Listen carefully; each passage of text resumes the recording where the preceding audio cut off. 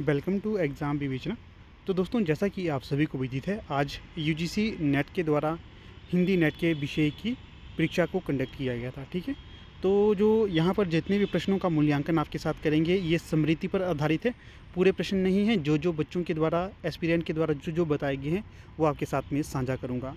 जो प्रश्नों का स्तर मुझे लगा मॉडरेट था, उतना मुश्किल भी नहीं था और उतना आसान भी नहीं था। जिसने गहराई से तैयारी की थी तो उसे काफ़ी लाभ इन प्रश्न पत्र में मिला होगा। ठीक है, तो जो हमने वीडियोज़ आपको प्रोवाइड किए थे, मुझे लगता है कि वहाँ से भी आपको काफ़ी सारे प्रश्न मिले हैं। बाकी जब हमें पूरा पता उसी समय चलेगा जब हमें जो रिस्पॉन्स शीट मिलेगी ना, उस समय हमें पूरा पता चलेगा। जो आपने स्मृति के आधार पर हमें बताए थे, वो आपके साथ साझा कर लेता हूँ।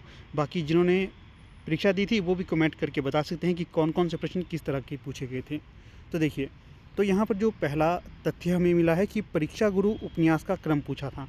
ठीक है, शायद ये हो सकता है कि जो परीक्षा गुरु में प्रकरण दिए थे उनके क्रम को पूछा गया हो, या ये पूछा जा सकता है घटनाओं को क्रम के हिसाब से पूछा गया हो। ठीक है, या फिर जो परीक्षा गुरु या फिर अन्य उपन्यास थे उन्हें क्रम के हिसाब से लगाने के बारे में पूछा था। ठीक है, दूसरा था कामता प्रसाद गुरु के अनुसार सर्वनामिक विशेषण के प्रकार, ये पूछा गया था। तीसरा है भारतेंदु की रचनाओं का क्रम पूछा गया था। चौथा, एक और द्रोणाचार्य में लीला और अरविंद का प्रश्न था। पांचवा देखिए, चित्तर तुरंग शंकुक इत्यादि को रिलेट करके ये पूछा गया था। फिर है ये अधूरे बताए गए हैं। ठीक है ना, आप जिन्होंने परीक्षा दी है तो रिलेट आप कर सकते हैं खुद। और छठा है त्रास्ती और विरेचन का सिद्धांत, इसके बारे में प्रश्न था बोला।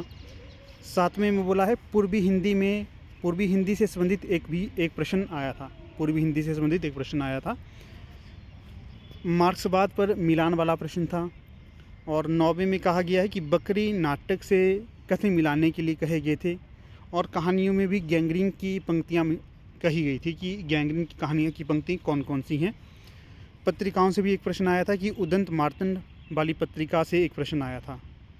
आगे कहते हैं आवारा मसीहा से कोड वाला प्रश्न आया था। ठीक है ना, और जो यूनिट 10 से ज़्यादा क्वेश्चन आए थे, ऐसा कह रहे हैं। क्या भूलूं क्या याद करूं के कितने भाग हैं, ये प्रश्न पूछा गया था। निबंधकारों का जन्म वर्ष क्रम पे लगाने के लिए प्रश्न आया था। उच्चारण स्थान से भी क्वेश्चन आया था। और यूनिट 10 से डीपली क्वेश्चन आए थे, ऐसा कह रहे हैं एस्पिरेंट। फिर अगला क्या है, उठ जाग मुसाफिर की पंक्तियां देकर कहा गया था कि कौन से कथन किसका है, ये मिलाना था। उठ जाग मुसाफिर जो निबंध है ना, वहाँ से प्रश्न आया था। कामायनी से भी एक प्रश्न आया था। 20वें नंबर पे कह रहे हैं विजय सेन सूर्य की ग्रंथ का प्रकाशन वर्ष, ये प्रश्न भी पूछा गया था।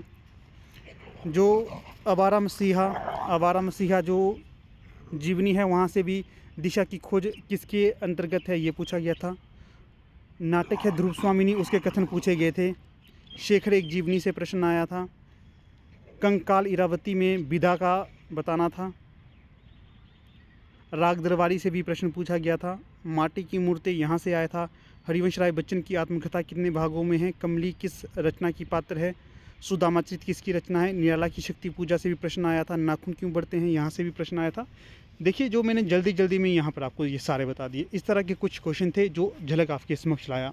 बाकी जो इसका पूरा पता चलता है ना, जब इसका रिस्पॉन्स शीट आती है, आप अपना ध्यान रखिएगा। रिस्पॉन्स शीट का आप जब भी आए तो तुरंत निकाल लेना, डिले मत करना। क्योंकि अगर रिस्पॉन्स शीट जो समय के बाद नहीं निकाल सकते, मान लीजिए अगर आपको कहेंगे कि 30 तक आपके पास रिस्पॉन्स शीट को डाउनलोड करने का समय है, तो तब तक अगर आपने कर ली।